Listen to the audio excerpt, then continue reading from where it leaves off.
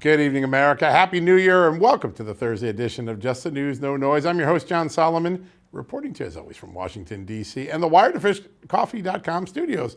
Wired to Fish Coffee is the official coffee of Just the News, and you can start your new year on the right note just by ordering a couple of bags of their best classic, medium, or dark roast coffees over at wiredtofishcoffee.com. You can also get a fantastic discount. You know how? Use the promo code JUSTNEWS or point your camera right now to that QR code on the screen and you will be all set. All right, just 24 hours after separate terrorism attacks in New Orleans and Las Vegas rocked the start of the new year, there are a lot of questions that remain unanswered, particularly as to how two men who served their country in the Army came to try to kill American citizens on U.S. soil with rented trucks. The FBI says it is certain the driver in the New Orleans rampage was radicalized by ISIS, but the motive for the other in Vegas still remains uncertain. Meanwhile, new documents uncovered by Just the News show just a year ago, the Homeland Security Department was warned by one of its security contractors that federal and local governments were woefully unprepared for the next wave of terrorism carried out by radicalized individuals taking aim at soft targets with low security in large crowds. That's what it said. That's exactly what happened, of course, on Wednesday in those two cities. The report also warned of another harrowing concern. The battlefield drone technology, like we've seen in the Russia-Ukraine war, may soon rain down terror from the skies of America. Homeland Security was told it was woefully unprepared for that threat as well. You can see those documents and the warnings over at justthenews.com. Now, I'd like to turn quickly to my amazing co-host in Los Angeles, Amanda Head. Amanda, Happy New Year. Good to see you. Happy New Year. Good to see you. I'm very excited for our first guest. We have a number of issues. Speaking of America's business that we want to talk to. Absolutely. We're really lucky to kick off our first show of the new year with the 56th Speaker of the United States House. He's also the man endorsed by President-elect Trump to be the Speaker again in tomorrow's House leadership race. He is Speaker Mike Johnson from the great state of Louisiana. Mr. Speaker, welcome. Happy New Year. Hey, Happy New Year to both of you. Great to see you, and hope you all are going to have your best year yet. I think America is. We're ready to roll. I think that's true. There's so much optimism in America right now. It's really interesting, but we started on a pretty tough note, particularly in your state, sir, the great city of New Orleans. The famed French Quarter was struck by that unspeakable tragedy yesterday. Can you give us the latest about what you know about the attacker and also what you might be able to do in Congress to address some of these soft targets that seem to get hit too often? Yeah, it's a great question. This is a terrible tragedy. It has really shaken my home state of Louisiana. I was up working on it late last night. My colleagues from Louisiana as well. Talked to our governor, my good friend Jeff Landry, about his estimation of what's happening there. And then about 11 o'clock last night, Attorney General Merrick Garland called me to give his assessment. Look, I think that the federal and state law enforcement and investigators need to work together in as efficient fashion as they can. There's been a little concern early on. My Attorney General in Louisiana, Liz Murrill, had some concerns that she was not being keyed in on important information. I think they're trying to remedy that, and there's a number of additional FBI agents on the ground there trying to figure out what's going on. But your question is an important one, John, and that is that we knew for a good while that an attack like this was not just expected, but probably imminent. And when you're talking about the French Quarter in New Orleans, I know a lot of your viewers and your fans have been there and participated. It's the quintessential soft target. I mean, it's just large crowds all the time in big open areas. And they have bollards there in New Orleans, but they were either defective here or they were taken down or somehow the assailant got around them. So the attacker did. So lots of questions. We don't have enough answers right now, and that's concerning to us. This seems reactionary, and we should have prepared better for this at the federal level. Yeah, good point. Absolutely. Mr. Speaker, it's hard to remember in the wake of what happened yesterday that the business of America still goes on. Tomorrow, the speaker vote will happen in the interest of making 2025 the best year yet. How are you feeling about that, and what do you intend for Congress to accomplish in its first 100 days? Great question. We're feeling good about the vote tomorrow. I've been working with all of our colleagues here today. We have a very small margin. We can only shed 2 votes. I think we'll get over that threshold and we'll get this done. My colleagues understand the urgency of the hour, the necessity of us getting about the business of Congress. You can't do anything until you elect a speaker, and constitutionally, that's our first obligation. So we have to do that on January 3rd, most importantly, because January 6th, Monday, is right around the corner. And that, of course, is the day that we certify the election of Donald J. Trump. We have to deliver on the America First agenda. We've got a mandate to do it. President Trump got 77 million votes out in the electorate, and House Republicans almost 75 million. That's a record for us. The message is we have to fix everything. And in order to do that, because there's so much to fix, we got to begin on day one. So we have to stay unified. The media, the left are trying to divide us and distract us. But I think my colleagues here understand the necessity of sticking together so we can accomplish the mission, and that's what we're going to do. Yeah, that's pretty important. So I want to talk a little bit about one of the big deliverable items to the American people. They're expecting their government and the spending of that government to be cut. How confident are you that you can get that done this next congressional session? And what size of cuts do you think are possible in the environment that we're in? Well, we're talking about significant cuts. You know, this is an important promise on the campaign trail that House Republicans ran on, that we've got to reduce the size and scope of government. Government's too big. It does too many things and does almost nothing well, as we will all agree. So this is a moment, I think, really a transformational moment for the country, that we've been given the majorities, the unified government. We have the White House, the Senate, and the House. And now is the opportunity we have to do it. We're going to use the reconciliation process, which is, as you guys know, is the way around the 60-vote threshold in the Senate. We're not going to get any Democrats to go along with us to cut a lot of spending, we know. So using the reconciliation process is the way to do that. And it is basically reconciling the budget that we will pass in early January. And that's how you're going to get significant spending cuts. We have lots of ideas. We've got pages and pages of areas to do that. And at the same time, remember, we'll have this sort of parallel operation with DOGE going on with Elon and Vivek and the team. They're hiring outside experts and auditors and everything else. And so that's exciting as well, because they'll be looking a lot at the fraud, waste, and abuse components, right, and we'll be looking at the spending. So you put all that together, and I think we've got a real opportunity here to really, really do great good, and to reduce, you know, the debt and the deficits that are the great threat to our national security and to the future of the country. Exciting moment. Yeah. Well, and the DOGE chief has endorsed you, so it seems like you are his pick for it. You're also President Trump's pick to head up Congress. I know you spent the day with him yesterday. Talk to us about what happened in that meeting. Put us in the room a little bit and how that's going to shape what is going to take place in these first 100 days. Yes, I was at Mar-a-Lago yesterday. I mean, I've been there a lot. My colleagues are joking that I have an address down there now or something, but it's been necessary because you know, the president and I and JD, our vice president-elect, we have to have a lot of dialogue because we've been planning the sequence of the play calls, so to speak. I use football metaphors a lot because in my home state, Louisiana, that's how you relay things. We have a playbook well designed. We know exactly what we need to do. And now that the head coach is about to be officially recertified as the president, he can help put the sequence of those play calls together. So that's a lot of what the discussion was yesterday. We're talking about the great opportunity that we have and the mandate that we have, again, to deliver on that America First agenda. There's a lot of things that we have to do very soon in the Congress. That first 100 days is going to be essential. And the playbook, so to speak, is going to be very aggressive. Yeah, that's going to be amazing to see that much action take place in such a short period of time.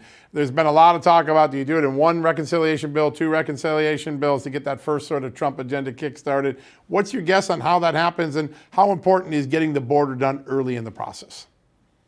Well, the border is a top priority for the country. And, you know, I'm afraid, my gut tells me that this event in New Orleans may be tied in some way to the border. We don't know that yet, but we know intuitively that the wide open border for 4 years is going to lead to more events like this. Sadly, shockingly, we've been warning against this because when you had the wide open border, we knew we had dangerous persons coming in. So for that and so many other reasons, it's got to be a top policy priority. And it will be. I mean, you're going to see immediate action as soon as President Trump takes his oath. He'll use executive orders, and we will get that border secured and under control. And then we have to talk about the deportation situation of these dangerous criminals and would-be terrorists, many who are in the country. They've got to be sent back to where they came from. All of that requires funding, you know. So there's a lot of bills that we'll be doing in the early part of the year to try to get control of that border, accompanied with the executive order and the action from the executive branch. And then meanwhile, we'll be doing the larger reconciliation package, which includes the tax components and energy policy and all these other measures that we've got to get taken care of to get the economy going again. And by the way, the tax component is so critical because everyone recognizes now that the Trump era tax cuts expire at the end of this year, and we must succeed in that endeavor, because if we don't, the country is going to experience the largest tax cut and tax increase in U.S. history all at once, about $5 trillion. So the margins are small here, but we have no margin for error in this, and so we're going to get that job done. Yeah, that's a great point. Mr. Speaker, I want to stay with a football analogy because a lot of the SEC schools utilize a West Coast offense, which is hurry up, no huddle. And it seems to me that for Republicans, that's going to be the best way to maneuver through this Congress with such a slim majority, to pass, and not give Democrats a reaction time, effectively not having a huddle so that they have a chance to really push back and have their media acolytes support them in that. Is that the method going forward? Yeah, that's the objective. Recognizing also that some of these components of reconciliation, for example, are very very dicey and very controversial, and it takes a lot of time and effort to get everybody together, get them on the same page. We have a very diverse caucus in the House GOP, and we have persons who are elected in districts like mine, which is an R20 plus. And folks from districts that Biden won by 10 or 12 points, so in his last election. So there's a big, broad coalition there, and we have to get everybody on the same page. So some of that will take a lot of deliberate discussion and negotiation and even healthy debate, inside the rooms. But it's going to look rapid to the American people because a lot of that is being done already. It'll be done behind the scenes, and literally every day of the calendar year, we'll be working on that to build that consensus, to put the bills together, to get this done. And we have to deliver. So that's the mandate we have, and that's the pressure point that's on everybody here. Yeah, I think everybody who's in the game understands that too, certainly on the Republican side, talking to them the last few days.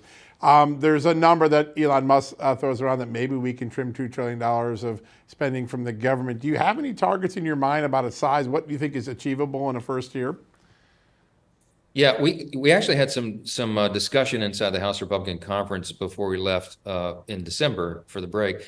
And we were talking about, because the president was talking about the necessity of raising the debt limit so we don't default on the debt, and that expires, in June. So it's something we should handle ourselves in the early part of the year, and that's a priority of his. But we're the ones wanting to cut spending. So raising the debt limit is necessary so that the bond market doesn't fail and, everybody has faith in the dollar. But our objective is not to spend more money. It's quite the opposite, to cut. So we have our budget chairs, our chairs of committees of jurisdiction, like Ways and Means and the rest. And then we have those who this is their life's passion, to cut spending. And so all these friends and colleagues are bringing forward their lists of their top targets of places where we can cut and scale down the size and scope of government. And Elon is working and looking at some lists as well. So all that will be coordinated together to determine the best targets for that.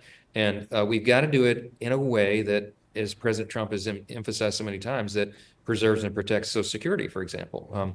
We can't decrease anybody's benefits in any way. So we know where to go. A lot of it is discretionary spending. Some of it is mandatory spending, but there are areas where we can cut and save substantial amounts of money.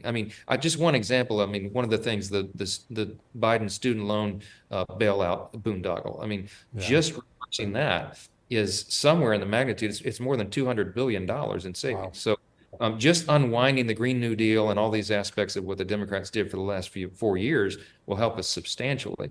And then we'll be going through with a fine-tooth comb the rest of the budget. So it's going to be a long, laborious process, but I think in the end, the results will be well worth it. And do you feel confident about regular order and getting all the 12 budget bills through the way Americans, I think, are hoping we get it done? Yeah, and that's the way the law requires it to be done. And we tried to break the Christmas omnibus fever the last 2 years, and we did a continuing resolution into March. And the reason we did that for the spending bills is so that we can have our thumbprints on it, the Republican majorities in both chambers and the new White House under President Trump. So that'll begin in earnest as well. A lot of these things will be happening simultaneously.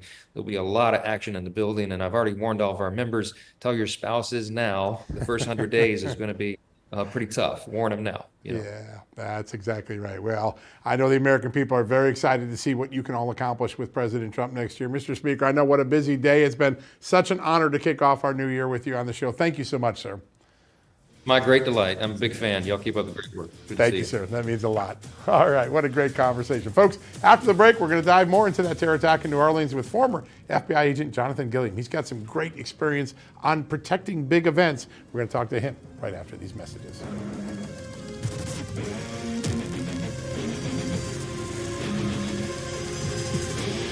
Hey, America, Donald Trump has done it again. And with his presidential victory and a red wave sweeping the House and Senate, conservatives are back in the driver's seat. But as the fight to restore America begins, now is not the time to get complacent. That's a good piece of advice.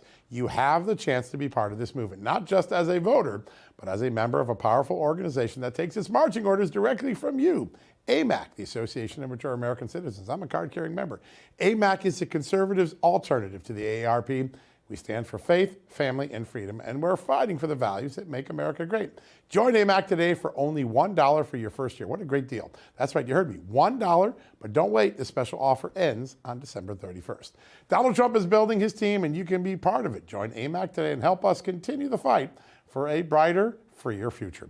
Visit amac.us/justnews now to claim your $1 membership and make your voice heard. That's AMAC, amac.us/justnews. Together, we can keep the momentum going.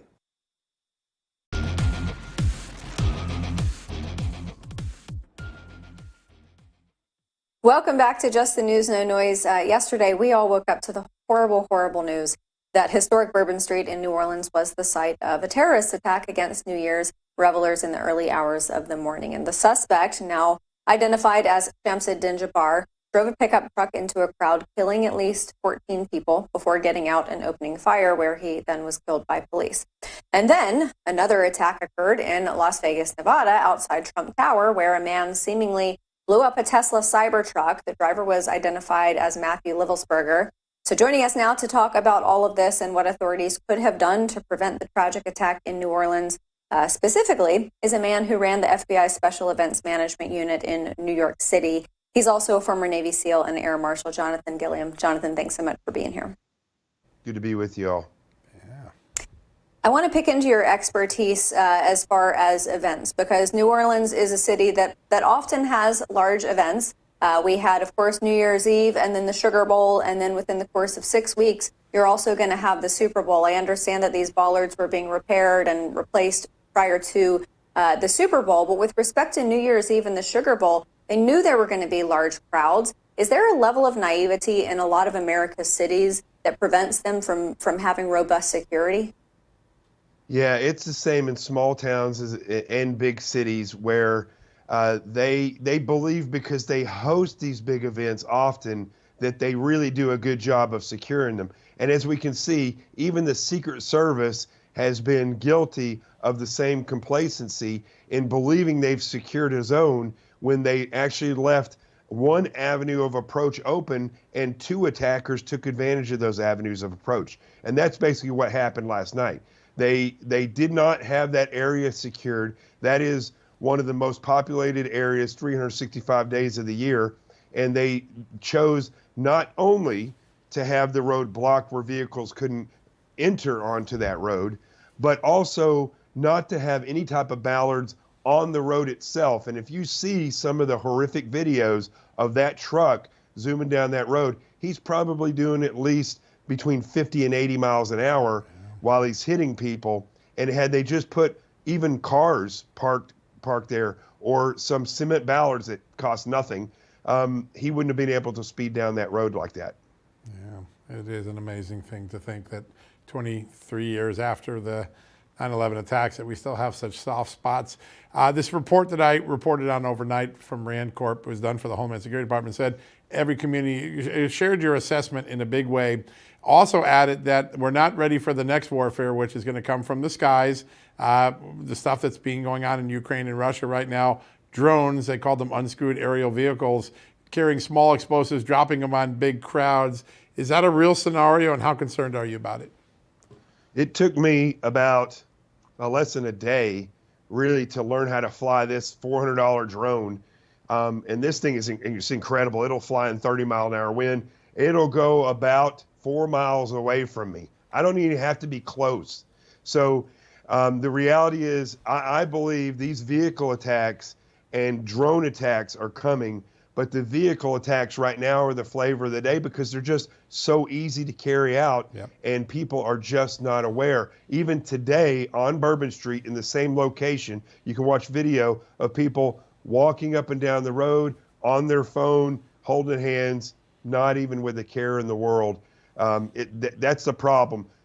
Total unawareness by the American people and complete inability of law enforcement and the executives in these cities to evolve as fast as the terrorist tactics, because the terrorists will do whatever they can to carry out these attacks, but these officials refuse to step outside their normal box and say, okay, we don't normally do it this way, but let's try it.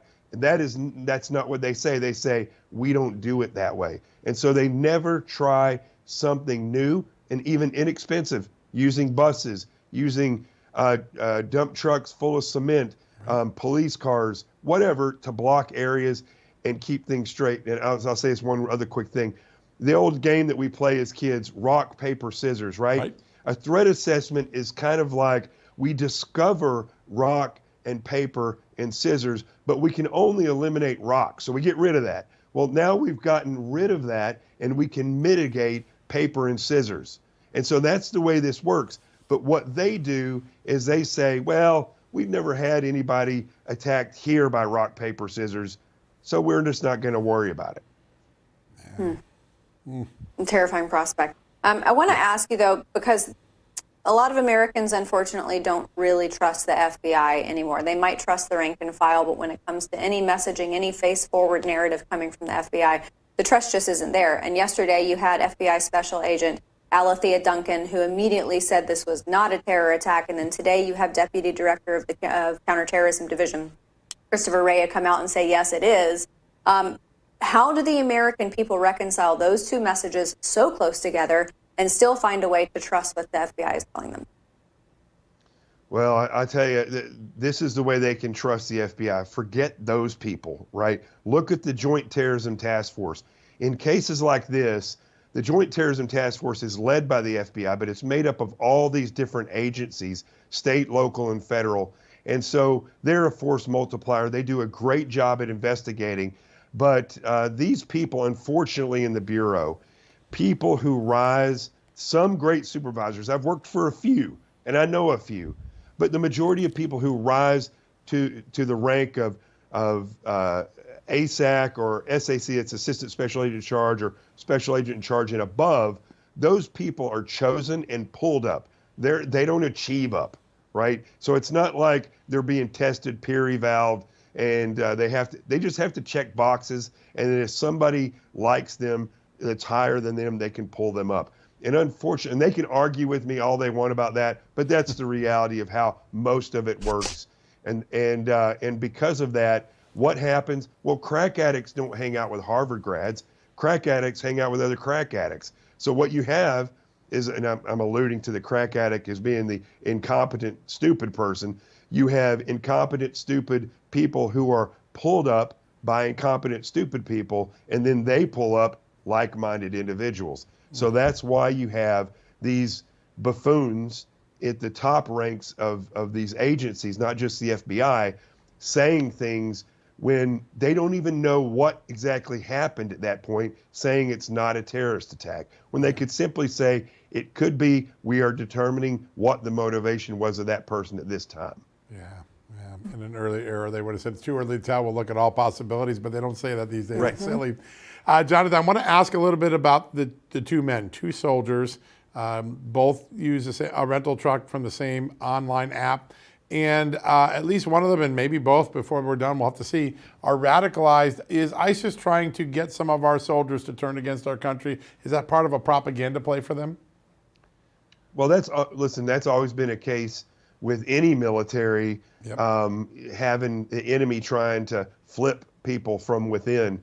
I don't think it's any different when it comes to especially fundamentalized Muslims who see the world as their caliphate. So yes, I do believe that's an issue, especially when I talked to a source today that works in the Pentagon, and he and one other person confirmed that for the past 3 months, they have seen none of the senior leadership in the Pentagon. They're just nowhere to be found. Wow. Typically, you can see them in the hallways. They're in the commissaries. They haven't seen any of them.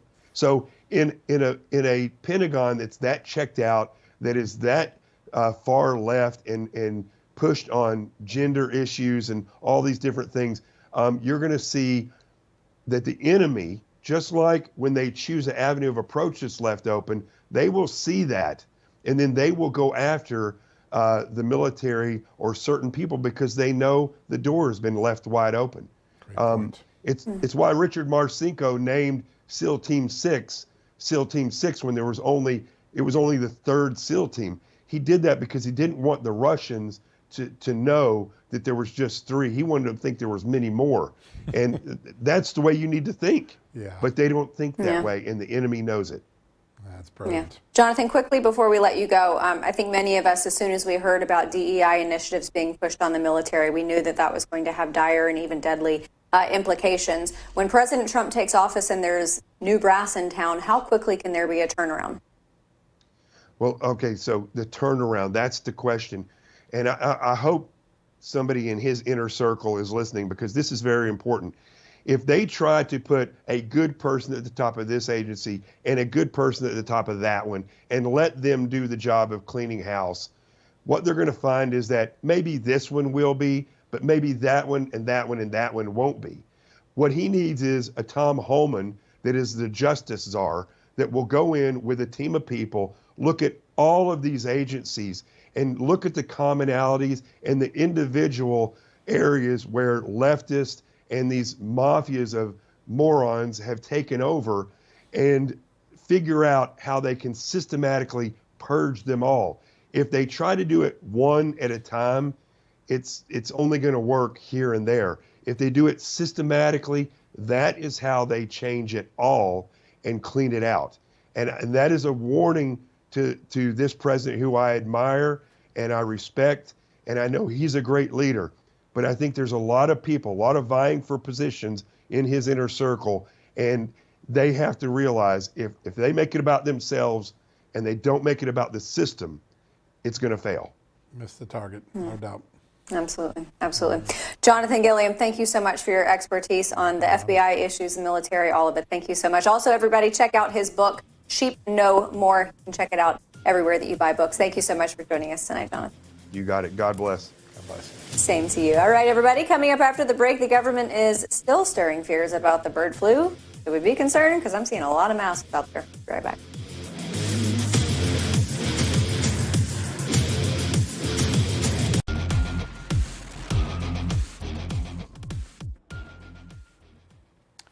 Welcome back, America. I really have sensed a sense of fear in the country over bird flu. In fact, I was out Christmas or New Year shopping to get some food, and I went to the place where you get eggs. I picked a dozen eggs up. A woman started yelling, like, "Don't eat those, you're going to get bird flu." I'm like, I don't think I'm going to get bird flu from these eggs. But you know what? With that much fear out there, I thought we'd turn to someone who had the COVID-19 pandemic right. Yeah, not Dr. Anthony Fauci. He was on the opposite side, giving us the wisest of advice.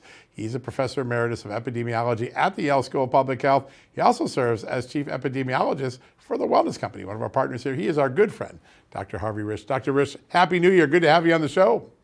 Thank you. Great to be back. All right, I'm literally at the dairy section. I decided to get a dozen eggs because we're going to do some breakfast the next morning. And the woman's yelling at me like, "You can't eat that. You're going to get bird flu." Is there any possibility we're going to get bird flu from eating eggs anytime soon? Well, were you wearing a mask when you were buying the eggs? No, I wasn't. I probably, good point. Maybe that was it. No, there's no chance you're going to get bird flu from that. The bird flu that's going around now is an essentially harmless to human virus. It has evolved dramatically from the same strain, the H5N1 strain, that was circulating in Asia 4 years or more ago. And yes, it's still called H5N1, but it is essentially mild, very mild in humans. Interestingly, the New England Journal just published a paper a couple days ago about I think it was the CDC had collected 46 cases of humans with bird flu. 45 of them, they had identified the source as being occupational exposure to chickens or cows. And these are people who have very large, not casual exposures. And what they got is mostly conjunctivitis because they touch their eyes while they're working. Yep. It's just unconscious to do that.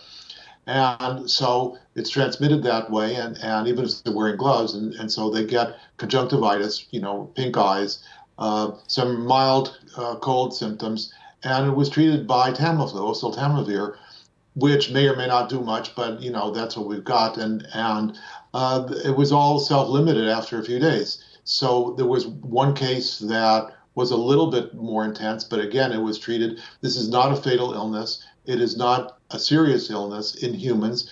And of those 45 people or 46 people who were monitored, none of them caused secondary infections in their family members or other people in their residences. So this is not, I repeat, not an issue. Now, if our federal agencies are sponsoring research that is doing gain-of-function experiments on this, as I think the USDA laboratory in Athens, Georgia is doing, and that gets out, and those gain-of-function variants are transmissible between humans, this might change. But that is a hypothetical, and there's no way one would talk about hypotheticals because they don't come to fruition. You have to realize that all of the pandemics that have occurred in the last 100 or 90 years in the US have been lab leaks, that natural exposures to organisms occurs all the time, but they don't create pandemics. The SARS-1 pandemic was small, relatively small, right. Short-lived. The MERS epidemic was not a pandemic. It was also localized. It still exists in small degrees in Saudi Arabia because they have an animal reservoir there. But these are not things that take over the whole population the way COVID did. So my anxiety level is about 0 or 1 out of 100. I'm just not worried about this. That's good news. Dr. Risch, I completely understand the concern when you involve gain-of-function research, because it seems like you can turn psoriasis into something deadly if you involve gain-of-function. But with respect to this, if we're not there yet, if the current strain is not something that has been altered, something that has been altered to be deadly, then why are people still worried about it? Why are people still masking up? I was on an airplane yesterday and I saw at least 30 people wearing masks. Well, you're in California, right? So I don't know. Touché. There's a lot of anxiety. People still have a lot of anxiety from COVID. I think I've seen people still masking from COVID. COVID still exists. It's around there. People are getting it, but it's very low level. And even being exposed to COVID these days, there's so much natural immunity from almost everybody having had COVID, if not the vaccines, that people can be exposed and still not get it. So I don't know. People's anxiety levels tend to be higher when there's all this propaganda messaging about it, and I think that's what's happening. Yeah, I agree with you 100%. So I want to talk a little bit about the opportunity that lies ahead. Dr. Jay Bhattacharya, another man who was on the right side of COVID-19, taking over President Trump, on this show recently said, gain of function, I'm going to take a serious look at maybe turning that down, except maybe for some weapons research. What are some of the big ticket items that a Trump administration could deliver early to start to radically change public health?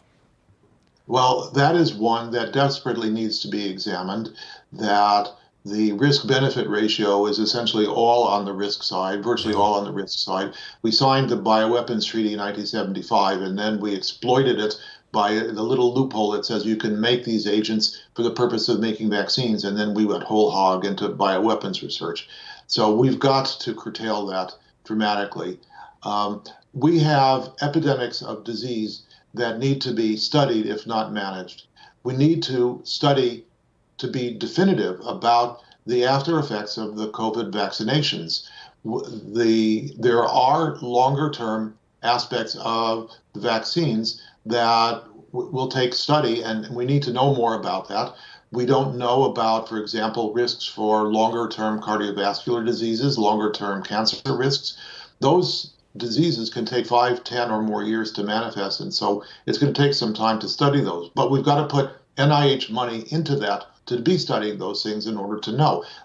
We could find out that there are no relationships, and that would be great. But we need to find that out. That's the most important thing. Yeah, such good advice, as you always do.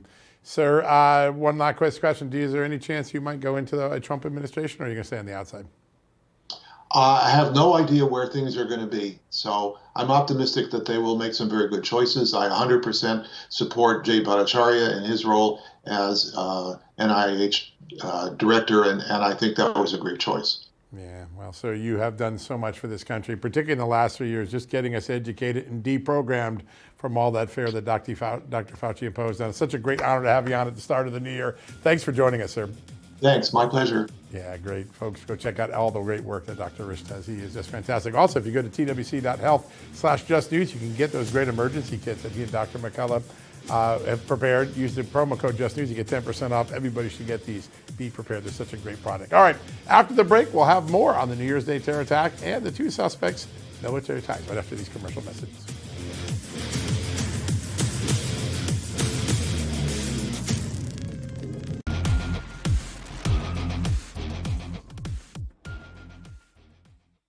Welcome back to Just the News, No Noise. Time now to get to some more on the New Year's Day terror attacks. And joining us now to discuss that is United States Air Force veteran as well as former U.S. Senate candidate. And he's also the host of the Rob Maness Show, Colonel Rob Maness. Colonel, great to see you again. Thank you for being here.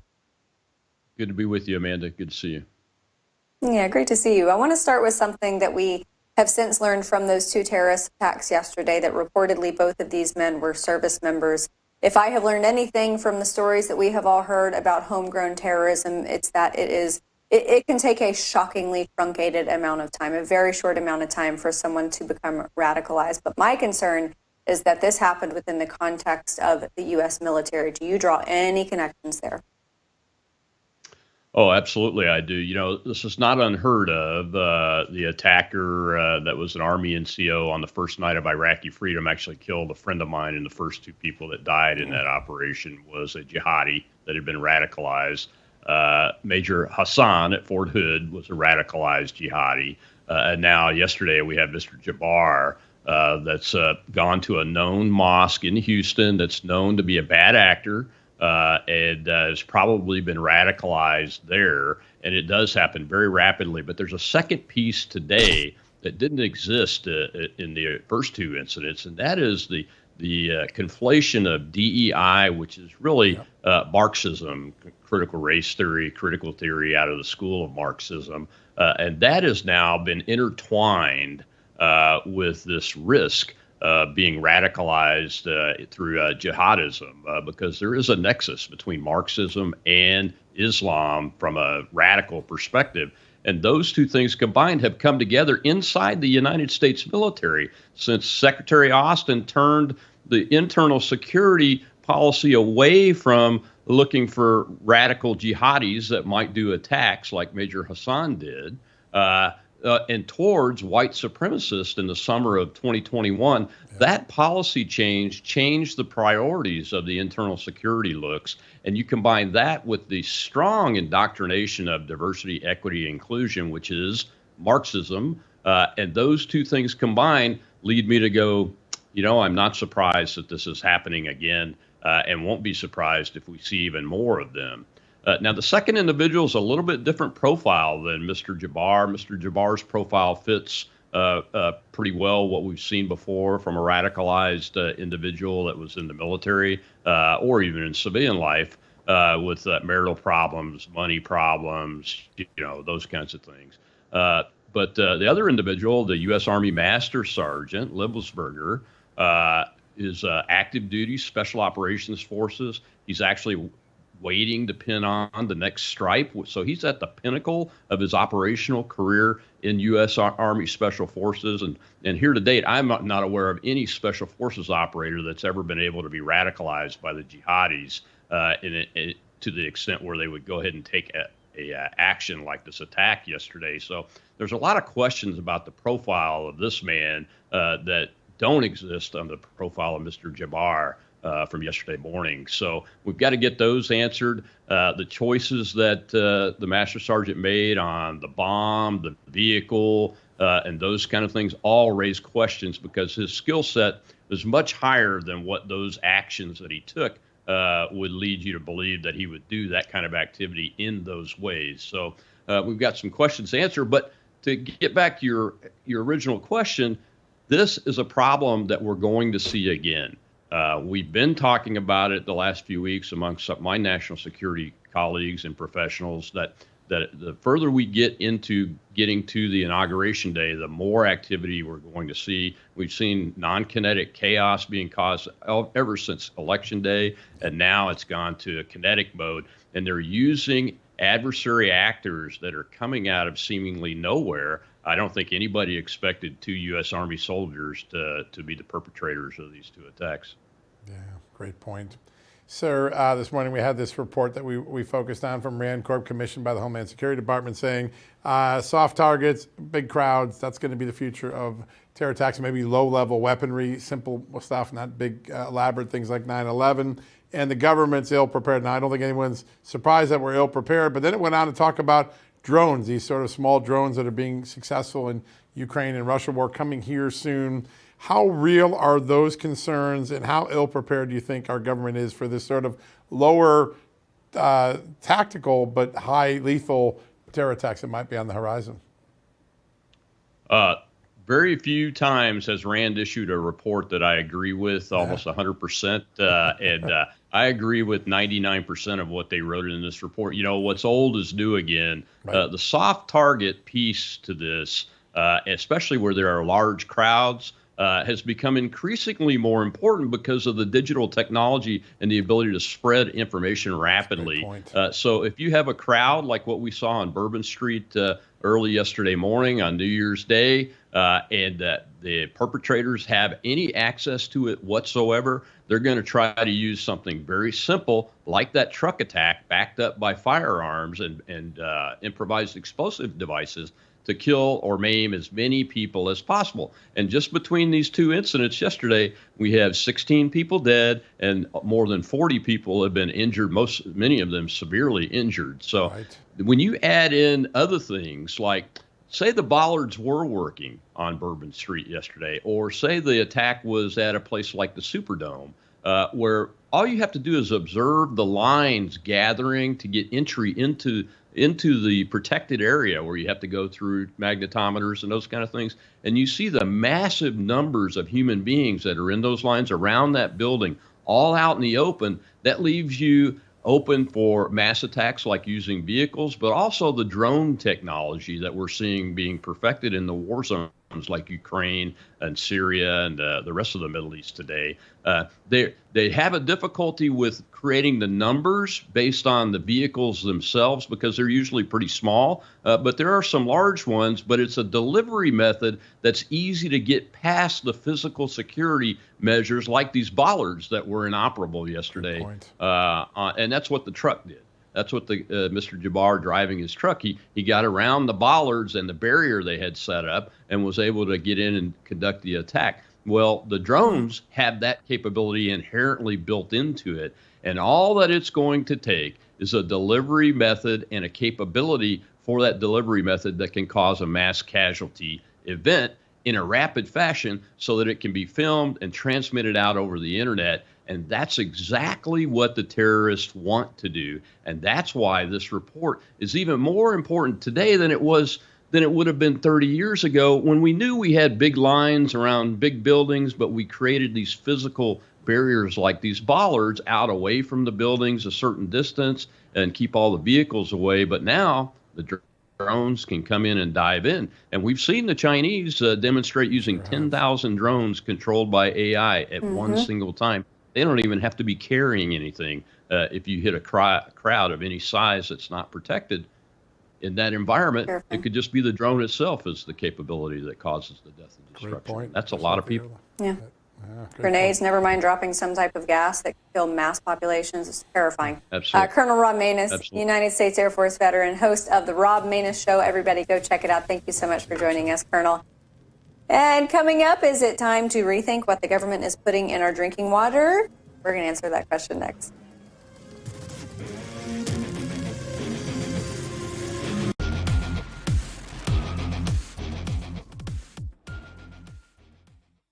Welcome back, everybody. One of my favorite topics to talk about, the Make America Healthy Again movement. And one of the major topics of the MAHA movement is what the government is putting in our drinking water, specifically fluoride. Are there any negative effects? Well, bring on someone who knows all about that. He's been referenced by RFK Jr. on this issue. He was the lead attorney for the plaintiffs in Food and Water v. EPA, a case in which the federal court held that fluoridation, quote, poses an unreasonable risk of reduced IQ in children. He's a partner at Siri and Glimstad LLP. Michael Connett. Michael, thanks so much for joining us. Thank you for having me. Appreciate it. Yeah, our pleasure. Michael, it seems to me that if the federal government or an agency thereof is willing to admit that there is a risk to IQ in children, it is way worse than we thought it was. It is indeed. And we now have a federal court, as you just mentioned, making a finding of fact after 7 years of litigation involving extensive expert testimony that this practice that most European countries have already rejected is an unreasonable risk to our health. And the EPA is now under a court order to take action to eliminate this risk. Yeah, that's a big moment and a big win. The gap between Europe and the United States when it comes to health, whether it's food health and food additives, fluoride, becoming bigger and bigger. Why is Europe so farther ahead of the United States on issues like this? Well, with fluoride, most European nations decided a long time ago that the water supply is not the right way to deliver medicine to those people who actually want it. Yep. With fluoride, it's a drug that's readily available in toothpaste and other dental products. And European nations wisely took the approach that those people who want to use fluoride can use it in their own individual ways, like toothpaste. It shouldn't be forced on everyone in the population, especially when there are concerns about the long-term health ramifications from drinking too much fluoride. And we now know, based on accumulating body of scientific research, that ingesting fluoride can cause health ailments, chronic conditions like arthritis, hip fracture, neurodevelopmental disorders, and thyroid disease. So we are talking about some serious health conditions, and they come about by ingesting the fluoride, and that's what happens when you add it to drinking water. So we really should be moving away from ingesting fluoride and focusing on the topical use, like in toothpaste, where you can get some benefit to the teeth, but when you ingest it, that's where the risk comes. Yeah, great point. Absolutely. When you affect the thyroid, that affects a whole other host of systems in the body that are very, very hard to get back in balance. I anticipate that this is similar to other arguments that the federal government makes, whether it's in the health industry, security industry, and that is the argument that the benefits outweigh the risk. How did you combat that argument in court to get this decision? Great question. Well, the court ultimately decided that the benefit should not be in evidence in this case because the law instructs that the EPA focus on preventing the risk. And when you're talking about adding a chemical to drinking water, if the chemical poses risks to people and harms human health, then it doesn't matter if it may benefit some people. You don't poison people through their water supply. People should be able to drink water without being harmed. So the court focused on the risk, not the benefits. However, before the court made that determination, we did depose the CDC, a representative of the CDC on benefits.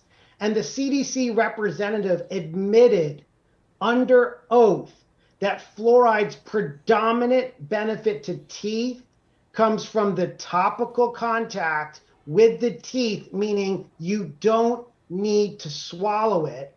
And the CDC representative admitted that there's no benefit at all to the unborn baby, to the child in the womb, and into the infant in the early months of life, which is the period of life where the risk to the brain is at its greatest.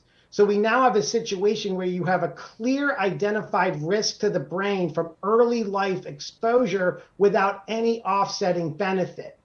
And with respect to the broader population, recent studies continue to show that any benefit from water fluoridation is minuscule and not clinically meaningful. So there's no longer any need to be adding it to drinking water. It's in toothpaste, and that's the best way to use it. What an important Yeah. case.